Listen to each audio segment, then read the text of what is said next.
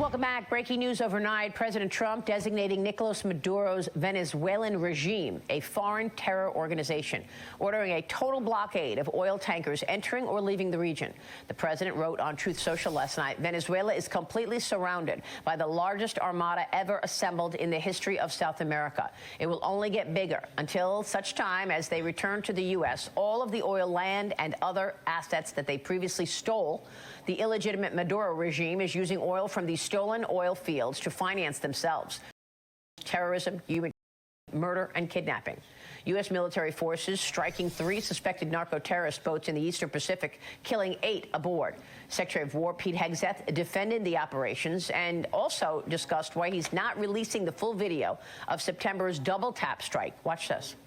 Yeah, I still haven't seen the video. It is the 22nd bipartisan briefing we've had on a highly successful mission to counter designated terrorist organizations, cartels, bringing weapons meaning to the American people and poisoning the American people for far too long. So we're proud of what we're doing, able to lay it out very directly to these senators and soon to the House. It's all classified, but in keeping with long-standing Department of War policy, Department of Defense policy, of course we're not going to release a top secret full unedited video of that to the general public. Hask and Sask and appropriate committees will see it, but not the general public.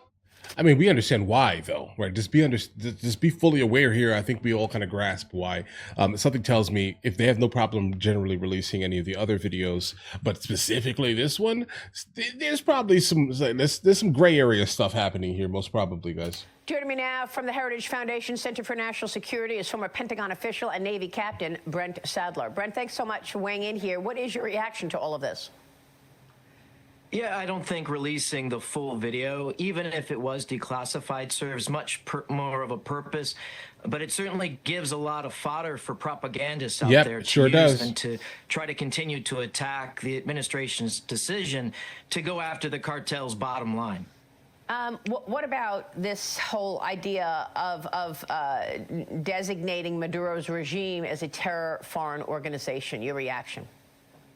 Smart. Well, I think it's inevitable. I mean, everything this regime touches and everything that's supporting it is illicit in one form or another. And they certainly have friends who are terrorists like Hezbollah, the IRGC from Iran, who are actively operating in and through Venezuela, mostly through their money laundering and their other cash-making illicit networks. But they're there nonetheless.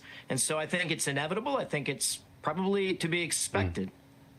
Yeah, 100%. Like, I mean, like we knew when Trump started basically labeling like Mexican cartels as, you know, these organizations, we kind of knew that that was going to be basically used specifically to definitely paint any of the rulers or leaders that were basically put in power or basically holding power, also due to any of the funds that are being created from basically, you know, poisoning the United States of America. Let's just say this year, right? So obviously Maduro was definitely next year.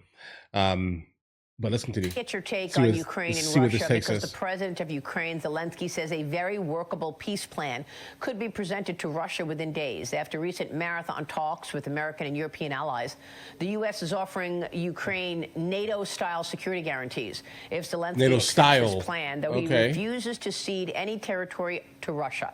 President Trump says negotiators are close to sealing the deal, partially due to Special Envoy Steve Witkoff. Watch this. People love Steve, and I think we're going to be pretty close. I mean, we're going to see. I thought the easiest war to settle would be Russia, Ukraine, because they have a good relationship with Putin. It would have never happened if I were president. Okay. No, I don't know where we're going with this here. What are we ceding? Like what, guys, no. It would be great if, I'm gonna be honest here.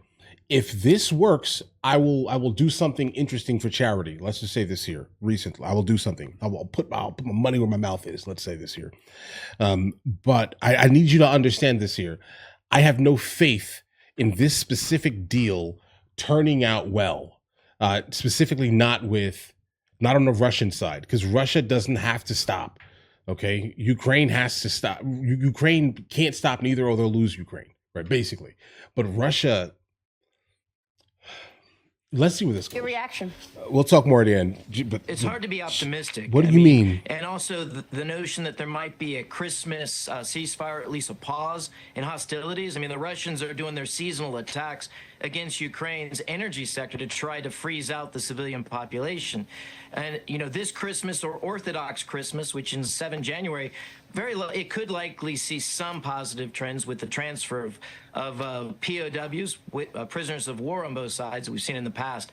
But until there's significant pressure brought to bear both on the battlefield as well as the bottom line or the pocketbook on Moscow, it's hard to see how Putin is compelled to enter seriously a lasting ceasefire, and that's going to require harsher actions against China's economic support, industrial support to Russia, and certainly trying to get an alternative and get the Indians off of Russian oil as well. Well, I mean, there's look, too we've much got more surrounding tensions it, guys. even in the South China Sea as well after the Chinese Coast Too Guard much. shot water cannons at Philippine fishing boats last week. The move injured multiple people on board, and the Philippines called this act dangerous and inhumane. China says the Philippines provoked the incident, Brent. Your reaction here? Guys, they are ramping up. I've seen this They're video ramping over up. and over again. I mean, play a year and months of now with China and the way that they bully its neighbors across the Everyone. east as well as the South China Sea. And it's important to Right. note that just a couple weeks ago, you had historic high levels of Chinese naval assets, ships and aircraft at sea, and what normally is a quiet time of year in the winter months. Currently, the Fujian, the latest Chinese aircraft carrier, is just completing sea trials. So there's a lot of military activity while you're having this very violent kind of tussles and these disputed features in the South China Sea. Very clearly, the Philippines have been following, I think, a successful policy of exposing, but until, again, more is brought to bear on cost for the Chinese on doing this, we're just going to keep seeing it. Well, I mean, how would you assess President Trump's foreign policy moves in this first 11 months, given the fact that we've seen Venezuela on the march, Russia on the march, China as well? Refreshingly explicit in where America's red lines are, and also the willingness to use force. Most notably, that was underscored with the attack on Iran's nuclear weapons enterprise in the summer.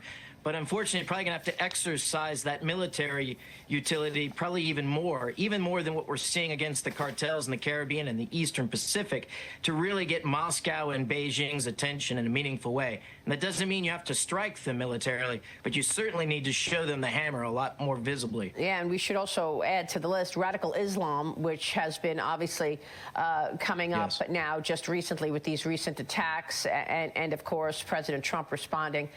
But you mentioned that Iran attack could not be more important, of course, in this first 11 months for the president. Brent, thank you. Brent Sadler joining us. All right, guys. So China is definitely getting a little bit spicy these days, but obviously they're building a lot of new things. They're testing a lot of new things. Right? They are basically ramping up. I think we have a date on when the alleged incident is going to happen, sometime in 2027. Kind of towards Taiwan, allegedly. This is all alleged. It definitely feels like moderate hearsay, but this is based on a video that we saw yesterday. So now, if they're obviously preparing for something, right? Who knows what it is here? I do not think that it's going to be anything else other than, let's say, Taiwan. I'm not sure China is going to get heavily involved more than they are, specifically in the Ukraine. I also don't think that Putin, by any means, is going to stop in terms of the Ukraine. I think that it is now too late for him to stop, even though he could technically. It would be great if President Trump actually had the ability to force Putin to stop, but also at the same time, anything that you're going to do to force Russia to do anything is going to involve a lot of weaponry, and we don't really need that type of drama right now, guys, right? So I have no idea what we're going to do with Russia and the Ukraine. I just kind of wish that this would stop, obviously, because I'm not a war hawk by default here, right? But I just have no idea how we're going to make them stop without doing something terrible that's going to then bring us into WW3. It just feels like every single thing that we're doing these days, but everything is basically pushing us. Because looking at the Venezuela scenario, if we put boots on the ground in Venezuela, Venezuela's adversaries, not adversaries, allies specifically, our adversaries, okay, are definitely going to come into play. WW3 possible, right? Another one, Taiwan, WW3 possible, because once Japan gets involved, which they already are involved, things get terrible. If China takes Taiwan, they get all of the skilled laborers and all the chips and semiconductors and basically all the things that they basically need to, dominate. Right. So that's kind of my thing right there, bro, personally.